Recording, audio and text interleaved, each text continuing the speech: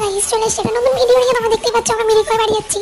দুদিন তো হয়ে গেল, এবার তো বাড়ি যেতেই হবে। এত সুন্দর রাস্তা, এত সুন্দর জায়গা, চলে যেতে ইচ্ছে করছে না। যাই হোক, বাড়িতে যেতেই হবে। বাড়ির উদ্দেশ্যে এগোচ্ছি বলা যেতে পারে, কিন্তু মনটা এখানে।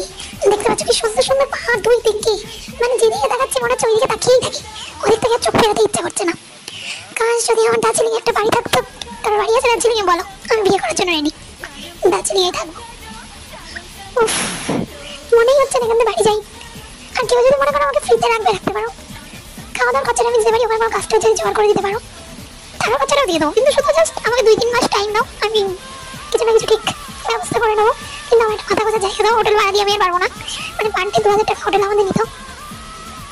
যাই হোক, অনেক কথা বলে ফেললাম। তোমরা যারা যারা ইচ্ছুক ঘুরতে আসবে দার্জিলিংয়ে চলে আসো, দারুণ জায়গা, মানে যেদিকে তাকাবে মনে হবে এখানে থেকেই যাই। আমার তো মোট কথা হেব্বি লেগেছে, হেব্বি। আমি তো আবার আসছি। তোমরা কে কে আসছো বলো সামনে, কমেন্টে জানাও।